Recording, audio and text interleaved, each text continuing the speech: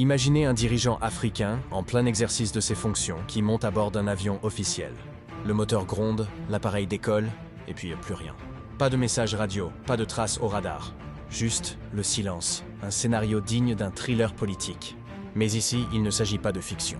Ce sont des histoires vraies, survenues sur notre continent, dans le secret des palais présidentiels et le brouillard des zones d'ombre de l'histoire. Dans ce documentaire, nous plongeons au cœur des disparitions les plus énigmatiques du pouvoir africain. Des présidents dont la mort ou la disparition n'ont jamais livré tous leurs secrets. Des affaires entourées de silence, de manipulation et de peur.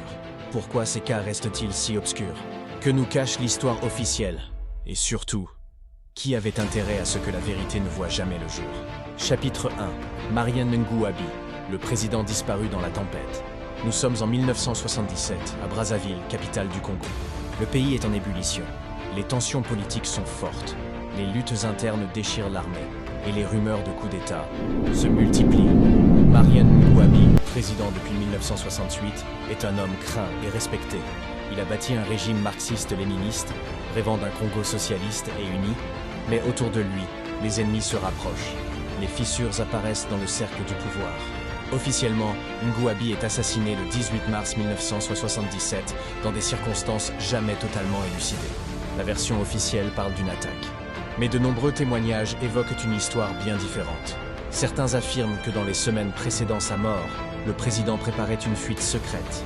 Il aurait planifié de quitter le pays discrètement, à bord d'un avion présidentiel avec quelques proches fidèles. Un vol nocturne, hors des radars, vers une destination inconnue. Mais ce vol n'a jamais eu lieu, du moins pas officiellement. Des témoins anonymes racontent qu'un appareil présidentiel aurait décollé tard dans la nuit, sans autorisation, quelques jours avant l'annonce de sa mort. D'autres assurent que cet avion n'a jamais atterri nulle part. Pas un débris, pas un signal. Rien. Ce mystère plane encore aujourd'hui sur l'histoire congolaise. Certains disent que Ngouabi n'a jamais été tué à Brazzaville, mais qu'il a péri dans cet avion disparu. D'autres pensent que l'assassinat a servi à couvrir une évasion ratée. Des documents officiels auraient disparu des archives nationales. Des témoins clés auraient été réduits au silence. Et des proches de l'ancien président auraient été exécutés, sans procès. Ce que l'on sait, c'est qu'après sa mort, un climat de peur s'est installé. Le pouvoir s'est resserré, la vérité s'est tue, et la mémoire collective s'est couverte d'un voile épais. Aujourd'hui encore, certains anciens militaires murmurent « Ce soir-là, le président n'était pas à Brazzaville ». Le mystère Ngouabi symbolise la part d'ombre du pouvoir africain, celle où la loyauté se transforme en trahison et où la vérité disparaît dans les nuages d'un avion sans retour. Partie 2. Thomas Sankara. Le Che Guevara africain. Nous sommes en Burkina Faso, au début des années 1980. Un vent de changement souffle sur le pays. Un jeune capitaine prend le pouvoir et promet de transformer la nation. Son nom, Thomas Sankara. Charismatique, idéaliste, révolutionnaire, Sankara ne se contente pas de parler, il agit. Il rebaptise le pays, lutte contre la corruption, incite à l'émancipation des femmes et défie les anciennes élites. Rapidement, il devient le symbole d'une Afrique nouvelle, indépendante et fière. Mais la politique africaine, souvent impitoyable, connaît une autre réalité. Dans l'ombre, les ennemis se multiplient. Des opposants jaloux, des militaires frustrés, et même des intérêts étrangers observent chacun de ces mouvements. Officiellement, Thomas Sankara est assassiné le 15 octobre 1987 lors d'un coup d'État militaire mené par Blaise Compaoré. Mais les zones d'ombre restent nombreuses. Des témoins affirment que la vérité a été volontairement cachée. Au cours des derniers mois de sa présidence, Sankara aurait envisagé des mesures de sécurité exceptionnelles, voire la possibilité de fuir le pays pour protéger son idéal. Certains parlent même de tentatives d'évasion, d'avions prêts à décoller, jamais utilisés. Tout cela nourrit les théories et mystères autour de sa disparition. Après sa mort, son corps a été enterré en toute discrétion, sans cérémonie publique. Des documents sensibles auraient été effacés, des témoins réduits au silence. Et pour de nombreux Burkinabés, la vérité sur ce qui s'est réellement passé reste loin d'avoir été révélée. Des procès récents ont permis de lever certains voiles, mais des questions essentielles demeurent. Comment un président admiré de tout un peuple peut-il disparaître ainsi, presque effacé de l'histoire officielle? Pourquoi tant de secrets et de dissimulation entourent un événement aussi marquant? L'affaire Sankara illustre à quel point la politique peut se transformer en un jeu dangereux de pouvoir, de secrets et de violence, où la mort d'un homme charismatique devient un symbole de lutte et de mystère pour des générations entières. Partie 3. Mohamed Boudiaf. L'assassinat en plein jour. Nous sommes en Algérie, au cœur de l'année 1992. Le pays traverse une crise politique profonde.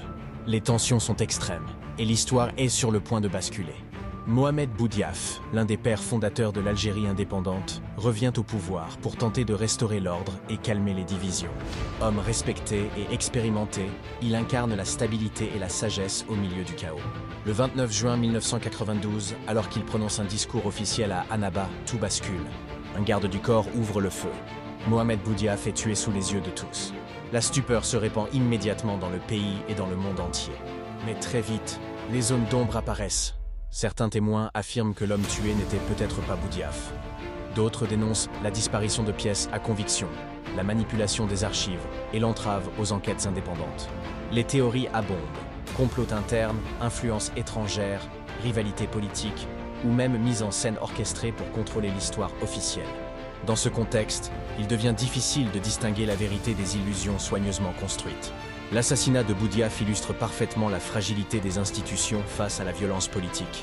Il montre comment un événement spectaculaire peut effacer la mémoire, contrôler le récit et laisser la population dans l'incertitude. Aujourd'hui encore, des journalistes et des historiens cherchent à comprendre ce qui s'est réellement passé. Et pour beaucoup, cet assassinat reste un symbole des luttes de pouvoir invisibles, de la fragilité du système politique et de la difficulté à découvrir la vérité derrière les rideaux du pouvoir. Partie 4. Théories et controverses. Ces disparitions et assassinats présidentiels ont donné naissance à d'innombrables théories. Des complots internes, des manipulations étrangères, des rivalités pour le pouvoir, voire des tentatives délibérées d'effacement de certains faits historiques. Des documents fuités, des témoignages anonymes et des enquêtes de journalistes indépendants ont tenté de reconstruire le puzzle. Mais face aux zones d'ombre, il est souvent impossible de séparer le vrai du faux. Certains spécialistes estiment que l'effacement de ces présidents de l'histoire officielle sert à maintenir un statu quo politique, à préserver certains intérêts et à éviter que des vérités gênantes ne soient révélées. D'autres avancent que ces disparitions sont les conséquences tragiques des jeux d'influence internationaux, des luttes régionales pendant la guerre froide ou des pressions exercées par des puissances extérieures. Et au-delà de la politique, ces événements laissent des traces profondes sur la mémoire collective. La confiance des populations envers leurs institutions, déjà fragiles, se voit ébranlée par ces mystères non résolus. Alors, que nous cache-t-on vraiment? Ces présidents ont-ils été victimes de forces occultes, de trahisons internes, ou simplement de coïncidences tragiques? La vérité reste à découvrir, et chaque citoyen, chaque historien, chaque journaliste a le devoir de questionner l'histoire, de chercher les faits, et de ne jamais accepter les récits simplistes. La mémoire des absents. Ces histoires nous rappellent que le pouvoir et le secret sont des compagnons de route dangereux. Qu'au sommet de l'État, chaque décision peut être vitale, et chaque silence peut devenir mortel.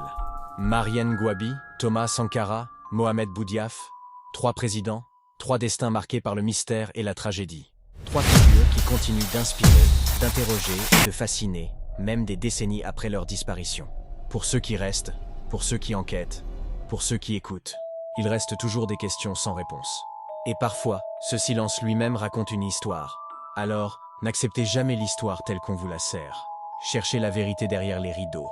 Questionnez, explorez, et souvenez-vous. La mémoire des absents appartient à ceux qui osent se souvenir. Si cette enquête vous a intrigué, continuez de vous interroger. Et partagez vos propres histoires, vos théories, vos réflexions. Car sur le continent africain, le mystère n'est jamais loin. Et la vérité attend d'être découverte.